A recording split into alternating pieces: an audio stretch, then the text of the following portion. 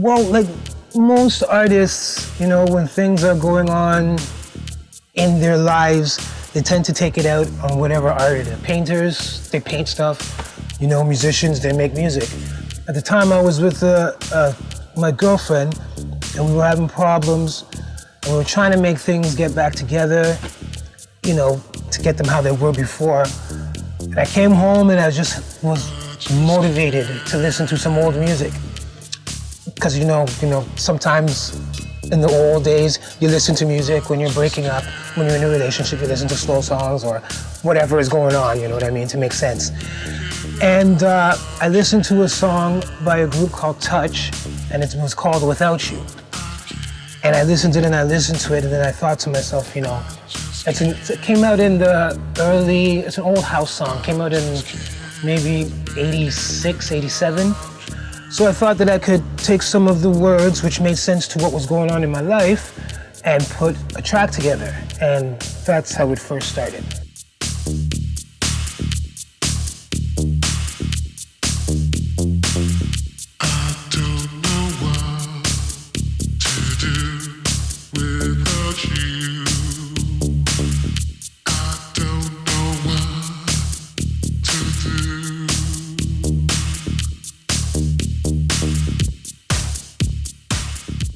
The deepness of the voice was to project the sadness of how I was feeling at the moment. And the words, again, some of them came from the original song Without You by Touch. And I arranged them and put them together to go with the bass line that I had already made.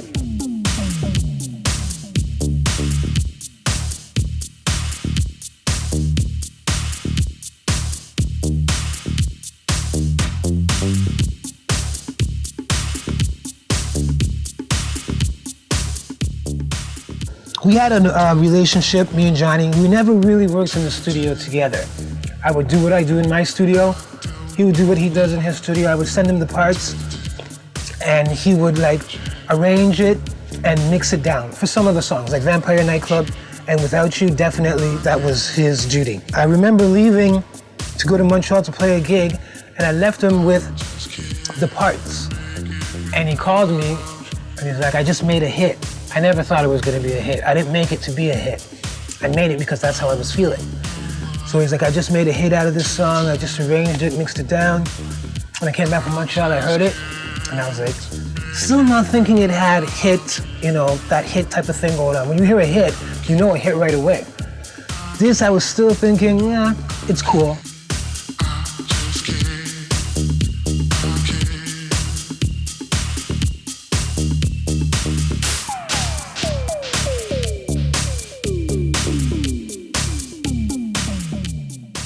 Fortunately, it did become a hit, and fortunately, it did catch on globally.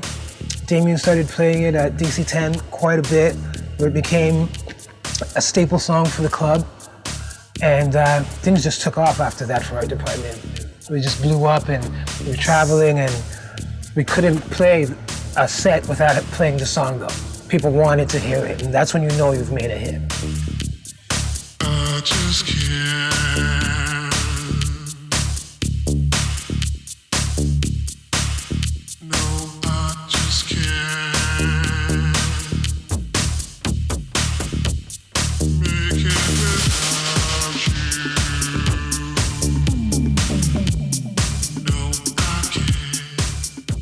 Again, the reason why I made it was not for it to be a hit. So I automatically thought that people are probably gonna say like, well, that's the weirdest thing I've ever heard. You know what I mean? It's like, it's not something that you were hearing a lot in those days. You know, I will contribute the bass line to being so funky and so groovy that people could groove to it regardless. But then when the vocal came in, I'm pretty sure they stopped because it was weird and then listened and then could also relate to the vocals. I had a lot of people coming up to me at the time saying, man, this song saved my relationship. You know, this song did this. They attributed good stuff that was happening to them to the song. So I know that it was heard properly and the vocals were, you know, people really listened to them and they, you know, applied them to what was going on in their lives.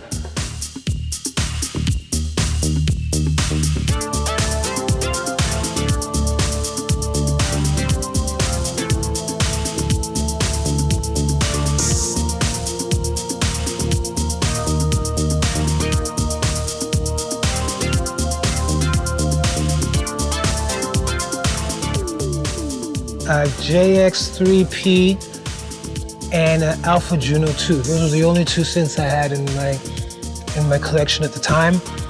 And I was using a lot of the stuff within Logic 9.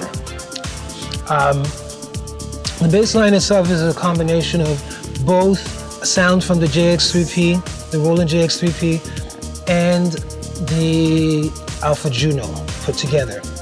The beat and percussion, the intro beat that you hear is a sampled loop from an old disco song, which I always wanted to sample but couldn't get the sample tight enough. Somehow it worked for this and sounded pretty good with the rest of the beats. The vocal again was recorded on not a very expensive mic, just regular standard Shure, and recorded into Logic, into the tower, and then there is a feature that you could have on any of the channels in Logic for an effect is a pitch effect, which I took the vocal raw, put the pitch effects on it, and it brought the vocal down to maybe two pitches down, and then added some reverb to it just so that it shined a little bit.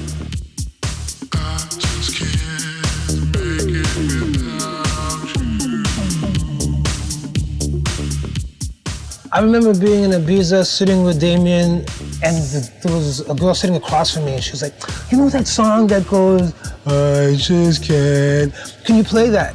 And then Damien looked at me, and I was like, "Really?" It was #1 track for a Resident Advisor. People were like dying to do remixes. That's one thing we said though about the whole album, we're gonna have no remixes. This is what you get, enjoy it, and a lot of people did their own edits and played them and gave them to us, but things that came out that you could, buy or listen to, this was the only version.